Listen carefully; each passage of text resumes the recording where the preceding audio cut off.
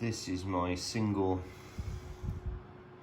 brake fluid reservoir, and it wasn't functioning. It wasn't bringing a light on anywhere, and I tested between the two connections.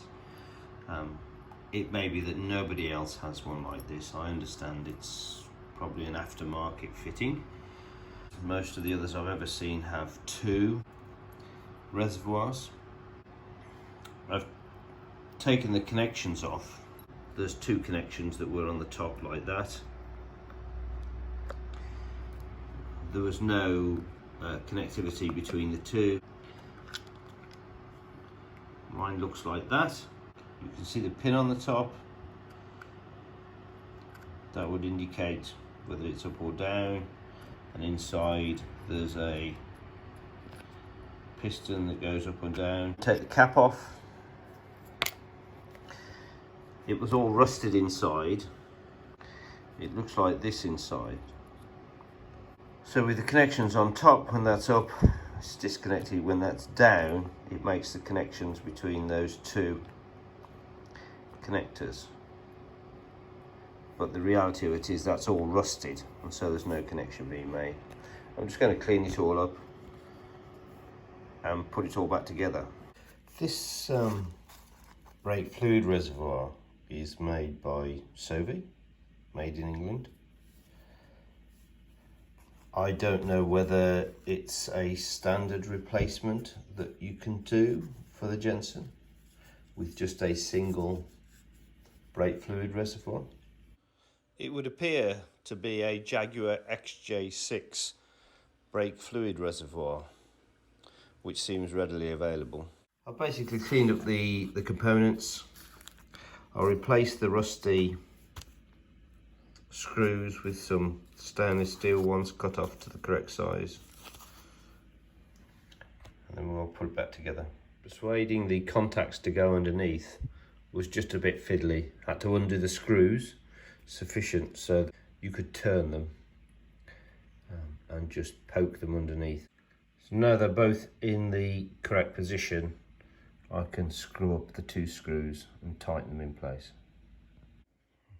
Now, having set the meter up with low brake fluid level, positive result. When I reattached it, it still wouldn't work properly because the float was saturated and was staying down. I found if I just held this and twisted, it would come off, revealing the cork. So I'm just going to replace that. If you look closely now, I've dried it. It is just a cork.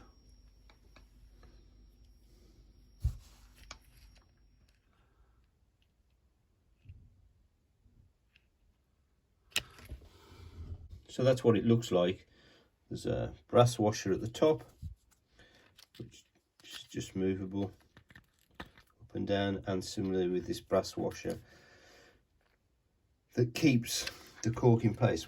What I'm going to do is I'm just going to snip the washer, take it off, replace the cork, cut it in half. That's what it looks like, and then put that washer back on, or another washer maybe, and then just add a bit of solder to the cut just so that it's secured. Just ended up reshaping a cork out of a champagne bottle, and then I've rebent that washer, closed up the gap. In fact, I don't even think I'm going to put solder on it now. And then it's just a question of pushing this back into place. So literally pushing it back on. It's an interference fit, and hopefully that will be enough. As it stands at the moment, it seems to be working. So just simply doing a continuity check.